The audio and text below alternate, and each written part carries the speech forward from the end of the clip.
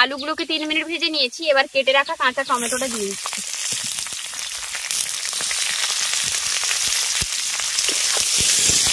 টমেটোটা দিয়ে ভালো করে আলুর সঙ্গে মিশিয়ে একটু টমেটোটাকেও ভেজে নেব। একটু টমেটোটাকে ভেজে নিলে টমেটোর যে একটা কাঁচা গন্ধ থাকে সেটা কিন্তু আর পাবেন না, খেতে খুব ভালো লাগবে। এবার আমি ভেজে রাখা মাছগুলো এর মধ্যে দিয়ে দেবো। তৈরি হয়ে গেল গরম গরম কাঁচা টমেটো আর আলু দিয়ে মোরালা মাছের ঝাল, গরম ভাতের সঙ্গে একটা অসাধারণ রেসিপি। নমস্কার বন্ধুরা, সানার কিচেনে আপনাদের সবাইকে স্বাগত। আজ আবার চলে এসেছি আপনাদের সঙ্গে একটি রেসিপি শেয়ার করতে। আজকে কাঁচা টমেটো আর আলু দিয়ে মোরালা মাছের ঝাল বানাবো। তার জন্য বাড়ির গাছে কয়েকটা টমেটো হয়েছে, সেই টমেটোগুলো তুলে আনবো। তারপর সেগুলো দিয়ে আজকে মোরালা মাছের ঝাল বানাবো। এই মোরালা মাছের ঝাল কাঁচা টমেটো দিয়ে খেতে দারুণ লাগে, তাই পুরো রেসিপিটা দেখার অনুরোধ রইল। চলুন তাহলে প্রথমে গাছ থেকে টমেটোগুলো তুলে আনি। টমেটো তুলতে গিয়ে পুকুরে না পড়ি আবার, এই এক জটিলতম সমস্যা আর কি। দেখুন আপনাদের দেখাচ্ছি আমি গাছটাই, মানে এই একটা গাছে কত পরিমাণ টমেটো ধরেছে দেখুন, শুধু প্রচুর টমেটো ধরেছে। দেখুন টমেটো গুলো কত বড় হয়েছে আপনাদের দেখাচ্ছি। এই দেখুন কত বড় বড় টমেটো গুলো, দেখুন দেখেছেন কত বড় বড় টমেটো গুলো হয়েছে।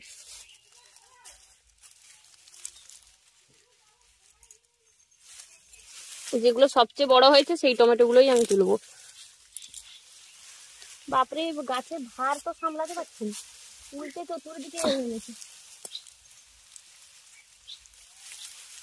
এই দেখুন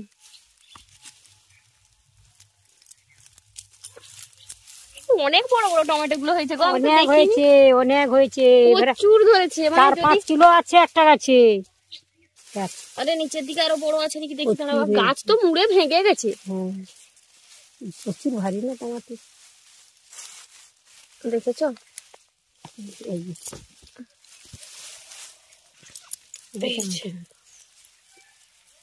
উপরের গুলো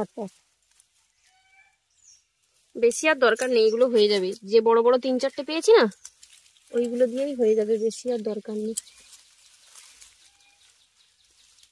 আর দরকার নেই, আর নেবো না। গাছটা সোজা করে দি থাকুক।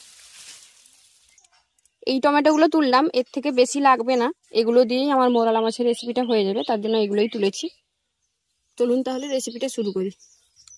টমেটো তুলে নিয়ে চলে এসেছি। এদিকে আমি নিয়েছি এই যে মোরালা মাছ, ছোট ছোট পুকুরের মোরালা মাছ। এই যে বাপি সকাল থেকে ছোট ছোট এই পুকুরের মোরালা মাছগুলো ধরে দিয়েছিলেন, এগুলো দিয়েই আজকে রান্নাটা করব। এদিকে এরকম লম্বা লম্বা করে দেখুন আমি আলুগুলোও কেটে নিয়েছি। আলুগুলোকে একটু মোটা করে হালকা লম্বা লম্বা করে কেটে নিতে হবে। চলুন তাহলে রেসিপিটা শুরু করি। প্রথমেই আমি মাছের মধ্যে লবণ আর হলুদ মাখিয়ে নেব।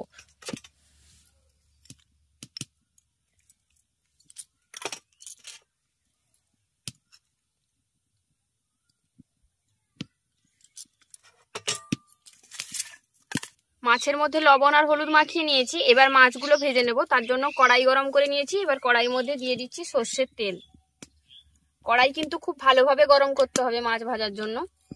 কড়াই এবং তেল দুটোকেই খুব ভালোভাবে গরম করলে মাছগুলো কড়াইয়ের মধ্যে লেগে যাবে না, গোটা গোটা করে খুব ভালোভাবে ভাজা হবে। তেল আর কড়াই খুব ভালোভাবে গরম হয়ে গেছে। এবার তেলের মধ্যে সামান্য লবণ দিয়ে দেবো। লবণ দিয়ে মাছটা ভাজলে তেলটা ছেটাবে না আর কড়াইতে লেগেও যাবে না। এবার আমি এর মধ্যে হলুদ আর লবণ মাখিয়ে রাখা মাছগুলো দিয়ে দিচ্ছি। মাছগুলো ভাজতে ভাজতে আমি যে টমেটো গুলো তুলে এনেছিলাম সেই টমেটো গুলোকে কেটে নেব।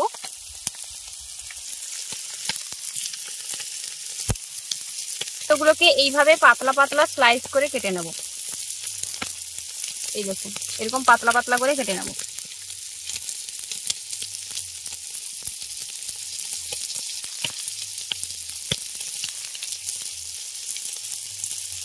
দেখুন এইভাবে পাতলা পাতলা স্লাইস করে কেটে নিচ্ছি।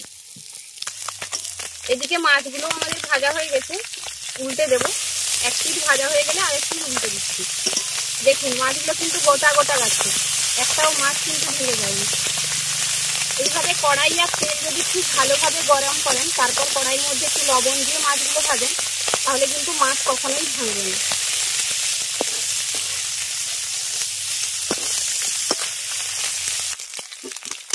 মাছগুলোকে ভেজে নিয়েছি, এবার এগুলো তুলে নেব।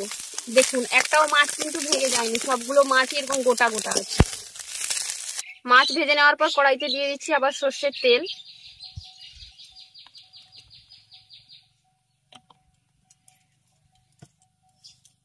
তেলটাকে প্রথমে খুব ভালো করে গরম করে নেব।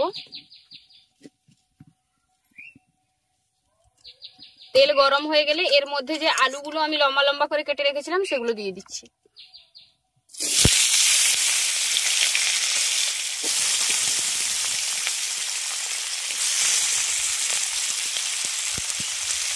হলুদের গুঁড়ো, লবণ, আলুগুলো প্রথমে 3 মিনিট ভেজে নেব।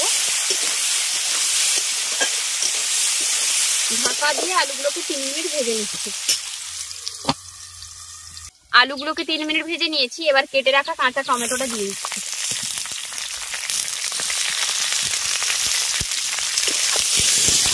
টমেটোটা দিয়ে ভালো করে আলুর সঙ্গে মিশিয়ে একটু টমেটোটাকেও ভেজে নেব।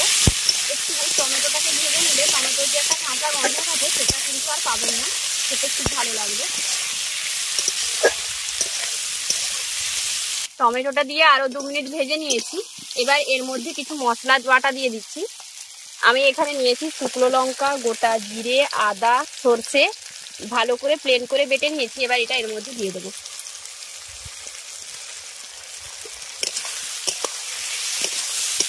মশলাটাকে এই টমেটো আর আলুর সঙ্গে ভেজে নিচ্ছি। আলাদা করে কিন্তু মশলা কষানোর কোনো দরকার নেই। সমস্ত কিছুকে ভালো করে কষিয়ে নিলেই হবে, কারণ সর্ষে বেশি ভাজলে তেতো লাগে। তাই আলু আর টমেটোর সঙ্গে আমি মশলাটাকে কষিয়ে নিচ্ছি। সমস্ত কিছুকে খুব ভালো করে কষিয়ে একটু ভেজে নিলাম। এবার যেটাই মশলা পেস্ট করেছিলাম সেটা দিয়ে একটু জল দিয়ে দিচ্ছি। অতিরিক্ত জল দেওয়ার দরকার নেই এই রান্নাতে, অল্প করেই জলটা দেবো। জলটা দিয়ে খুব ভালোভাবে ফুটিয়ে নিয়েছি আর জলটা একদম ঘনও হয়ে গেছে। এবার আমি ভেজে রাখা মাছগুলো এর মধ্যে দিয়ে দেবো।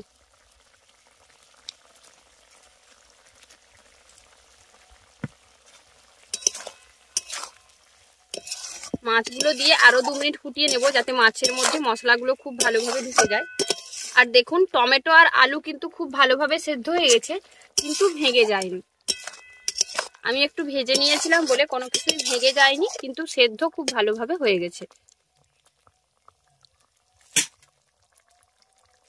স্বাদ মতো লবণ দিয়ে দিচ্ছি। মাছ ভাজার সময় আর আলু ভাজার সময় লবণ দিয়েছিলাম, সেটা বুঝেই এখন লবণটা ব্যবহার করলাম। আর কিছু কিন্তু আমি এই রান্নাতে ব্যবহার করব না। কাঁচা টমেটো আর আলু দিয়ে আমাদের মোরলা মাছের ঝাল একদম রেডি। এবার এটা নামিয়ে নেব।